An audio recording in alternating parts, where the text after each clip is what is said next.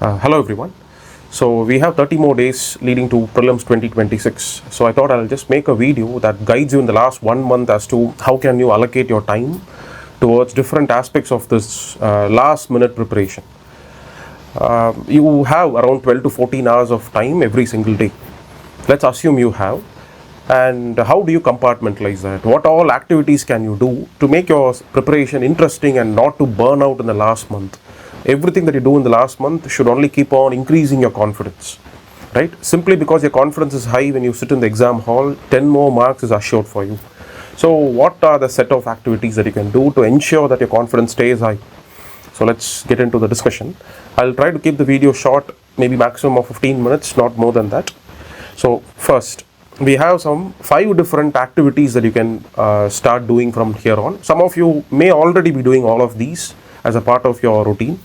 And for those who, for the first time, if you're going to appear in your prelims, or if it's going to be your second time and with one earlier failure in prelims, if you're really worried as to what if my failure repeats again, I would say this video can, if religiously followed, if you start implementing whatever I'm going to suggest you in this video, it's going to assure you at least another 10 more marks just from this 1 month of this preparation.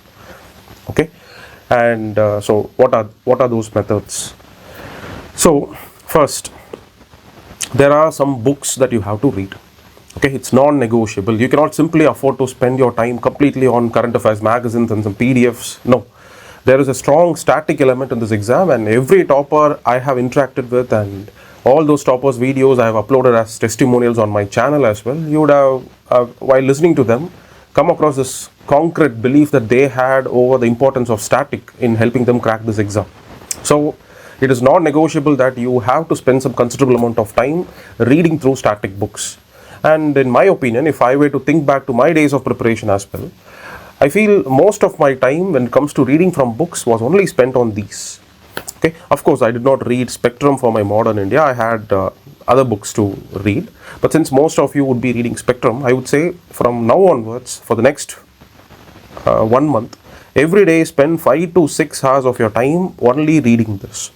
It could be 5 hours spent only on Lakshmikant, or it could be 2.5 hours on Lakshmikant, 2.5 hours with Spectrum, right? But don't bring in all these every day into your preparation, right? You need to spend at least 2 to 2.5 hours on a single subject so that you get into a certain amount of depth. Otherwise, your preparation will be very, very shallow. Okay, so in the 5 to 6 hours of your time that you're going to spend every day with static subjects, make sure you incorporate 1 or 2 subjects, not more than that. Maybe for 2 days you can read Lakshmikant and Spectrum. The next 3 days in a week you can read Economic Survey and some NCRTs of Geography, right? Whatever the combination is, 5 to 6 hours every single day should be spent on static subjects just from books. And I will tell you, 25 questions easily can be attempted. The number of questions which will be asked from this will be more than 25. But I'm telling you, definitely 22 to 25 questions can be attempted if you really master these books in the upcoming month. And I'll be making very quick videos in the upcoming days so as to help you how do you manage Lakshmikant, how to read Spectrum. Those will be covered in the subsequent videos. But for now, I hope that you know how to cover these books. So start spending time, 5 to 6 hours of your time only on these 4 sources. Because why Lakshmikant? 90% of your polity questions in prelims will only be asked from Lakshmikant. And from your classes, from your NCRT reading, you would have known about the theoretical ideas, concepts regarding secularism, rights, justice, citizenship, union, federalism. Those concepts would be clear to you, right? And in the last 2 to 3 years, I find very less number of questions asked from static concepts and theories. 90% of the polity questions are just about constitutional articles, which you can handle if you master Lakshmikant. So spend at least 1 to 2 hours of your time every single day in the next 1 month going through the pages of Lakshmikant, those select chapters, those most important chapters. Great if you can cover the entire book, but if not, at least those important areas. Next, Modern India, another easily rewarding area where you can definitely get 4 to 5 questions right. And this comes out of Spectrum Mastery. Right, Modern India book mastery. It could be Bipin Chandra's Struggle for Independence, it could be Shekhar Bandyopadhyaya, or it could be Spectrum, whichever book you choose to, but choose one among these books. Don't just read some NCRTs or some newly launched book in the market, right? Make sure you read time tested books, and these would be time tested books. So spend some time, focus on important Gandhian movements, non-cooperation, quit India, civil disobedience movement, and all Gandhian satyagrahas. If you can master all of these, you get one question right. If you can master all governing acts, regulating act, charter act, councils act, government of India acts, you get another one more question right. If you can master all the important bodies, political associations, terror outfits which were started, you get one more question right. Socio-religious reforms, if you master, another one more question right. So have such targeted approach towards spectrum, and even to read this, it will take you 1 to 1.5 hours of your time every day to cover one single chapter and a theme. So you can only expect to maximum master spectrum again and again, right? So this will give you another 4 to 5 questions on the day of your prelims examination. And economic survey, the reason why I ask you to read economic survey is, it's not to know any of the trends. I'm not asking you to focus on any tables. Do not focus on any data points, data sets that are given. That's not the objective why I ask you to read economic survey. Even if you just summarily go through economic survey, let's say just some 10 to 15 pages a day, you get an opportunity to revisit a lot of important static concepts, right? So when you read a chapter on banking and inflation, you get to revise, once again revisit the idea behind cash reserve ratio, SLR, statutory liquidity ratio, okay, and how does inflation play out. Those conceptual linkages, it once again gets reinforced simply by going through the pages of economic survey, right? And I wouldn't ask you to go and watch an entire economic survey video. You have lots of them on the YouTube. That's waste of time, because those videos, they tend to explain each and every aspect of economic survey in great detail, and that's not going to help you in this next 1 month. If you had 6 months in your hand, you can possibly do that, but in the next 1 month, watching economic survey videos is a waste of time. Fast, okay, just go through those pages of economic survey. Wherever you find some new concept, just browse about it for some time. Or take your static books. It could be Ramesh Singh, it could be Shankar Ganesh, it could be Indian Economy by Gaurav Agarwal.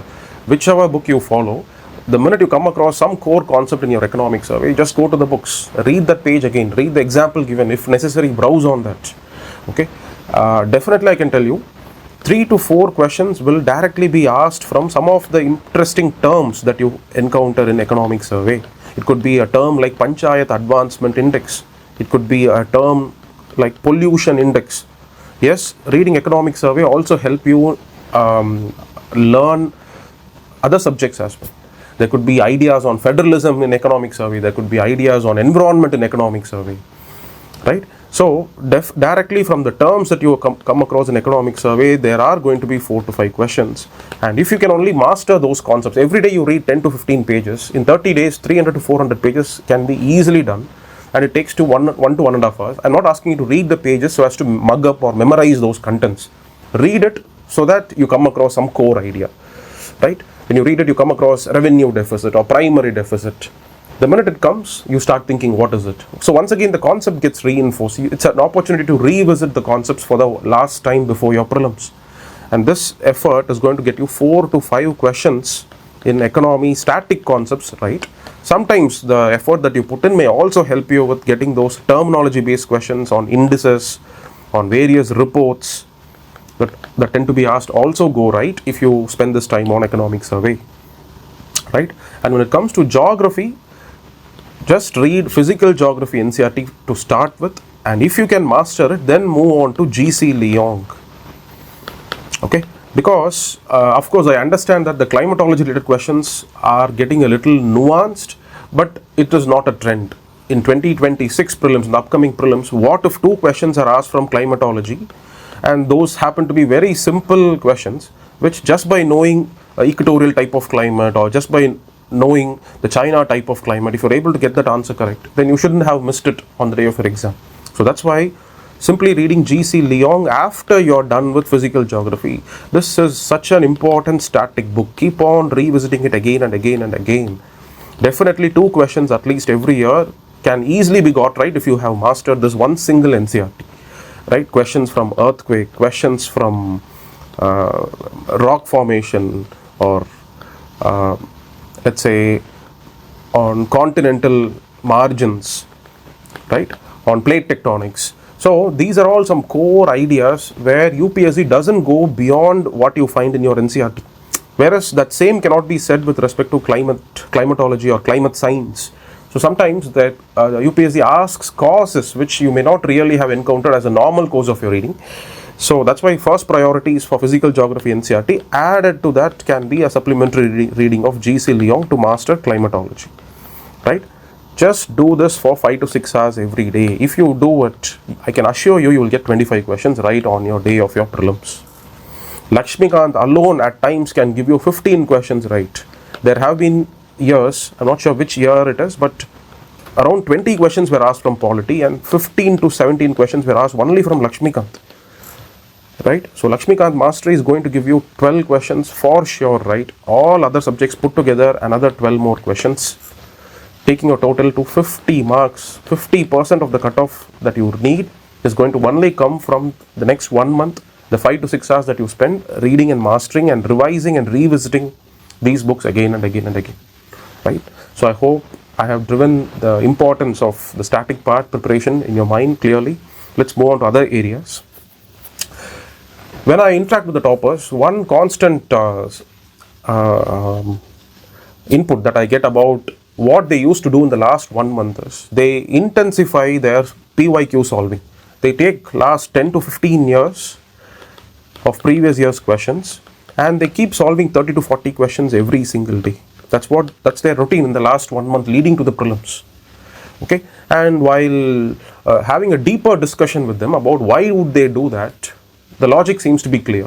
They feel since they've been attempting a lot of academy tests and those tests, they differ in terms of their quality of questions, in terms of their replication of the actual civil service exam prelims questions. So since there is a lot of difference, they want their mind to get attuned to the real nature of civil service exam question paper.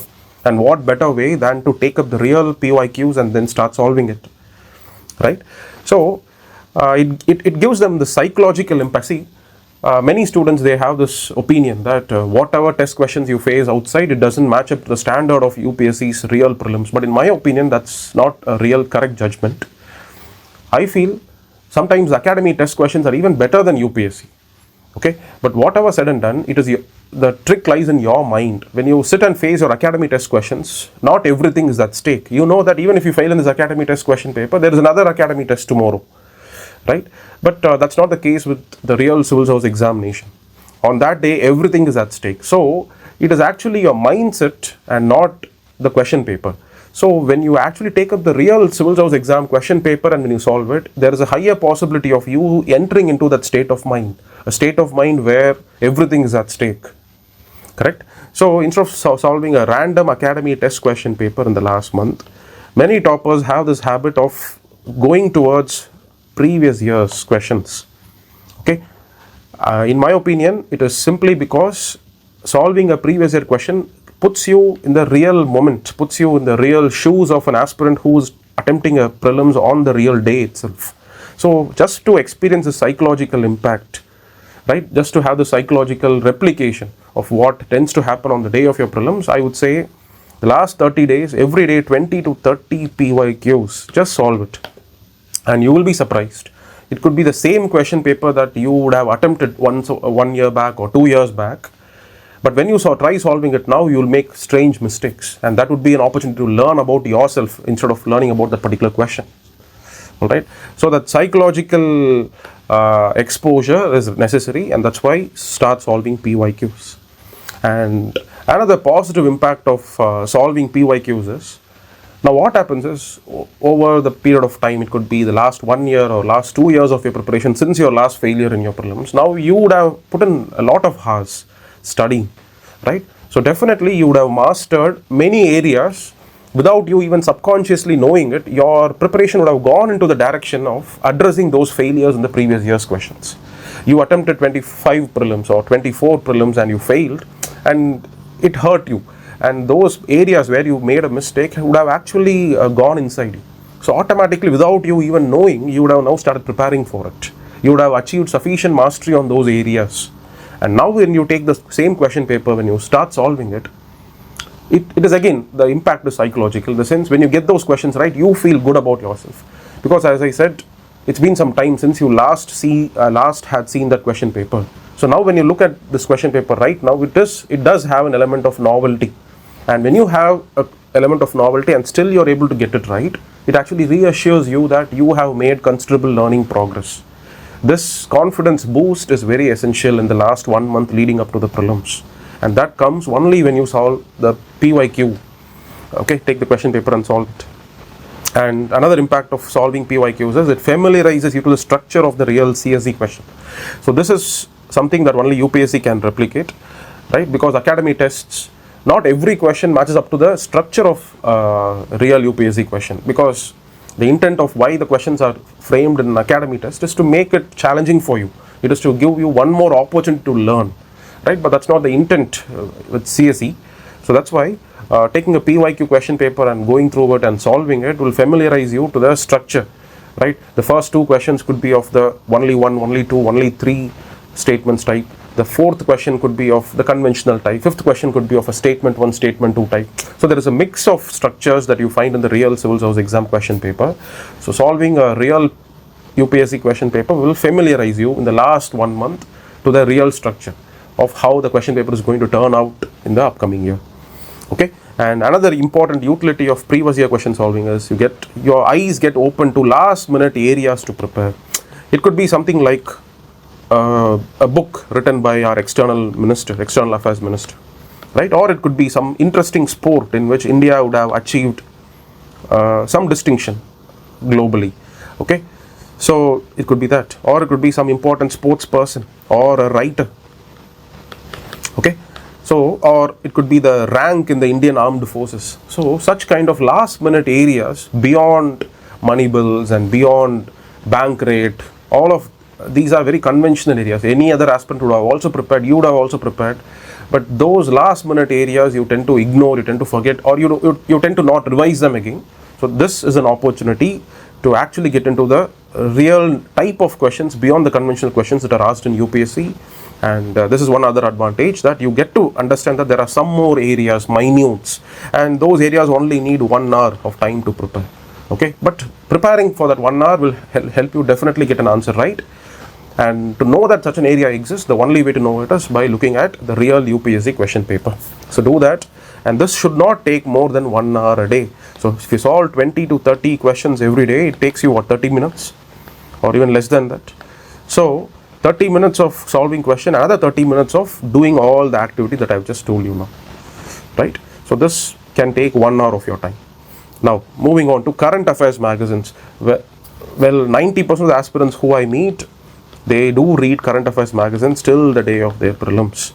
But the problem is, are you sure that you are reading the areas which tends to maximize the benefit of the time that you spend reading these magazines, or are you just spreading the net very wide, hoping that something gets caught, right? The intent of current affairs magazine is to make sure select areas you have a ready-made compilation, where instead of you going and browsing on those select areas, somebody has done the work and given it to you. If you start reading current affairs magazine page 1 to last page, you are going to minimize its impact. You are going to waste time reading through unnecessary data or unusable data, or data which cannot be recollected on the day of your exam. But if you have a vision as to where to focus, and it differs from aspirant to aspirant, no two aspirant would have to focus on the same area, right? So some of you may be good with economy. So if that is the case, you can focus on the economic current affairs. So some of you may be really good with world map, because every day when news came in the international page, you were curious to immediately browse about it. You were curious to immediately take the atlas and go through it. So if you are one such aspirant, you would benefit by reading and revising once again the map parts that you find in current affairs magazine. Some of you may be curious about defense tech. If that's the case, master everything that comes in the current affairs magazine about defense tech. Or there could be some veteran who would be good in all these aspects. You would be good with economic concepts, defense is your area of interest, and you are also focused on map parts and you read your newspapers regularly. If that is the case, then use the current affairs magazine to revise, revisit those areas again and again, so as to get it reinforced in your mind, right? But if you're a fresher, if you're going to attempt your first prelims, then in that case you should not be reading the current affairs magazine in total fully, That's a complete waste of time. Instead, the 2 to 3 hours that you spend reading current affairs magazine can better be spent reading Lakshmikant. You have better chances of scoring one more question right by going through Lakshmikant if you're a fresher than by spending 2 to 3 hours randomly reading a current affairs magazine. Please don't do that. If you have a vision as to where to focus in current affairs compilation, then go for it, read it. But everybody, irrespective of whether you're a fresher or a veteran, the minute you read a current affairs compilation, don't think your job ends there, don't think your responsibility is over. In fact, a current affairs magazine is just the beginning of your role. The minute you come across some new treaty or a body, why would you put your entire faith on the person who has made this compilation, and why would you assume that he would have brought every useful information into that compilation? Now starts your responsibility of browsing. You cannot afford to remain bookish with current affairs compilation. Compilation should always be read along with an internet source nearby. Right? Compilation should expose you to an area, but you should never take it for granted that compilation has covered everything necessary for my prelims. Your role starts from there. It's from there you have to take some cues, you have to take some ideas from there. Now start browsing extensively on what more needs to be covered. In fact, I have made some videos with the toppers. If you watch that, they seem to have unanimous opinion that compilations have hardly been useful in my prelims clearing. But they seem to be focusing more on the time that they spent on static parts. Static always remains a king in ensuring you crack. Current affairs, if you know how to focus, if you know how to make use of current affairs, if you know which areas to capitalize, in that case, yes, current affairs can come to your help. That's why do not spend more than 2 hours reading the current affairs magazine. Focus on select areas plus do some targeted browsing. If you do all of that, and it should not take more than 2 hours. This is one other way to keep you occupied, to keep you mentally reassured that you are not only good with static, but also you have covered the necessary aspects of the current dynamics aspect. Now, focused mastery from previous year question areas. So this is a task that you have to do with full involvement, with some amount of smartness and shrewdness.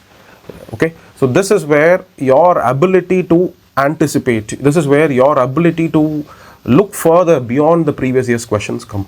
Right? There could be a 1 year's question on different greenhouse gases, or there could be a 1 year's question on different activities and their pollution. Correct? It is very minimal preparation if you are going to only know the answer for these two previous year questions. Okay, I even feel that kind of a minimal preparation is not going to help you in this prelims at all. But you have to go beyond the previous year questions and have complete mastery of that particular area. How do you do that? Either you should have the sense, you should have the maturity, and you should have the understanding to know what more areas to browse further, what more areas to study and master. If you have that sense, yes, you're good to go. If not, once you have got exposed to a previous year question area, and if you feel that you have read the necessary resources, take a good test which comprehensively covers every aspect of that one particular area that you have now covered. So let's say if you have covered emissions and pollution, right? Now you have to face these kind of some challenging questions. So what I have here are some of the questions from our Skill Up test series, right? So look at this question. Consider the following statements in the context of pollution index. Why did I frame this question? Because this is an index that is mentioned in the Economic Survey 2026.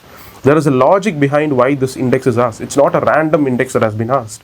Similarly, if you take some good tests, you'll come across very meaningful questions which touch upon the same topic of emissions and pollution. And then there is another question on carbon credit trading scheme. This is another question on the same topic, on how do you reduce greenhouse gas emissions. Okay, and then there is another question on global warming, just about methane alone. You see, knowing about the topic on emissions and pollution alone is not sufficient. And this could also be your moment to test whether you have prepared well or not. How? You have 3 questions here. 1, 2, 3.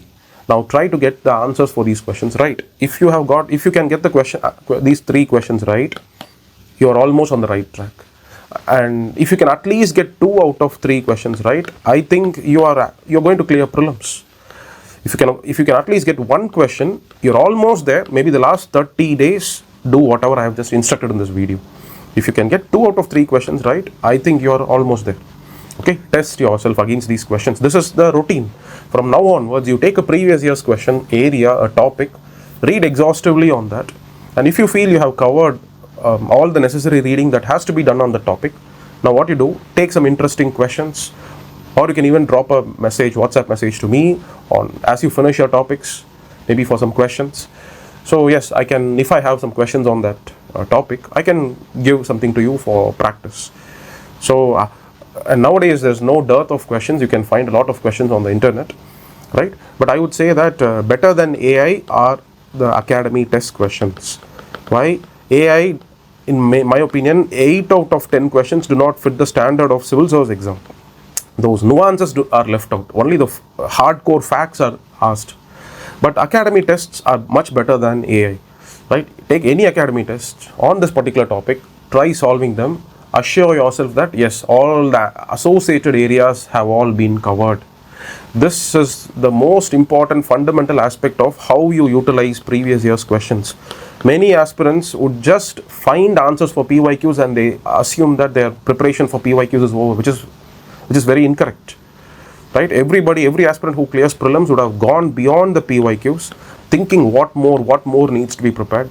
This ability to imagine areas to prepare either comes from your own constant touch with papers, constant probing of PYQ patterns, or constant interaction with some mentors who really have an experience of this process, or if not, depend on academy tests on this select areas. Right? Don't take random question papers and start solving all the questions. Well, you prepare a topic, get some 5-6 good questions, try getting them right. That's the way to achieve mastery over at least some limited areas. What limited areas? The areas like the PYQ areas, and this is naturally the area which has a high chance of repeating again and again, right? So while the first input, the 5 to 6 hours that you spend reading every day from static books is going to help you in wide coverage, this 2 hours that you spend every day from the PYQ area is going to help you in deep coverage. It's going to develop the depth in certain limited areas, right? And this is the same that you should do in every subject. Let's say science, for example, or polity, right? Let's say you have covered state legislature topic from your Lakshmikant. Why? Because state legislature often has been asked in previous year's questions. And now if you have covered, try to get these 2 questions right. Maybe you can post the answers for these questions in the comment section and I'll reply whether your choice of attempt is right or wrong. Okay, and let's think about science. Last in 2023 or 24, I'm not sure which year it was, there was a question asked about radioactive thermonuclear generator. Where is it used? The answer is it is used in spacecraft, right? But that's a very interesting question. Why? That question was never asked before in any of the prelims. That was the first time that question was asked. But when you think about that question, it helps us understand about our own preparation. Usually, what do we cover when it comes to nuclear energy for science? We only cover fission and fusion.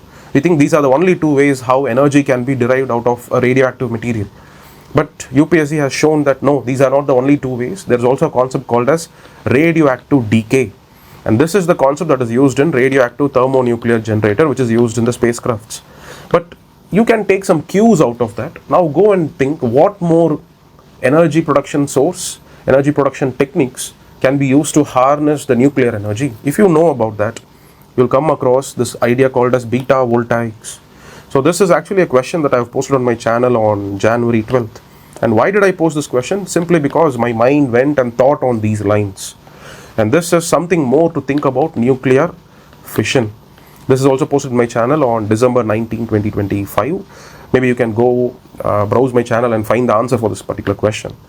Okay, but the point I'm trying to insist here is spread out, branch out from previous year's questions. Don't have a narrow vision towards previous year question, hoping foolishly that simply merely knowing the answer for previous year question is going to help you in your prelims. This exercise of branching out based on the previous year's question should go on for at least 2 hours every day for the next 30 days, right? And every subject has its own way of approaching PYQs. All right, and coming to the last part of this video, do not ignore tech. YouTube is a very useful tool in your hands, so do not be totally close to receiving inputs from YouTube, but learn to utilize it for better. I would say that these are areas which have a high possibility of rewarding you rather than watching an entire lecture on history, ancient, medieval, modern, or watching an entire polity 30 sessions. Waste of time. Don't do all of that. Right? Instead, just focus on world maps, and you can check out Shankar Academy's YouTube channel. So you have some amazing videos that are made on all the places in world that are recently in news. These are short videos, like 15 minutes, 20 minutes, but there are some 10 videos of the same, right? So it goes by the title of Atlas Agenda. So watch it. I'm very sure there will be some question that can come from that video, right? And this time that you spend watching videos on CSAT can nudge you to take your pen and put it on paper and try solving math questions. So for last minute math practice, I would say that the YouTube video CSAT questions are really good, because simply solving it in your test paper, you'll not be able to know some more ways of getting a question right. But when you watch those, how it's getting solved on YouTube, you happen to get some shortcuts, okay? And some shortcuts can save some time on your prelims, okay? So this is an interesting way of keeping yourself occupied with daily solving CSAT questions. And for these other areas as well, for persons in news, river systems, and for space, biology, and latest tech developments, all of these are just awareness oriented. There are no concepts or anything. You need to know who is who, what is what, where is what. If you just know those superficial level awareness, you can get those questions right on the day of your prelims. So that's all. This is all about the video. And in the subsequent days, I'll be making videos which are this short and which also touches upon many different other aspects of this last minute preparation in the next 30 days. So thank you for watching. If you find it useful, please share and also comment in the comment section for the different questions that I have posted here. Thank you.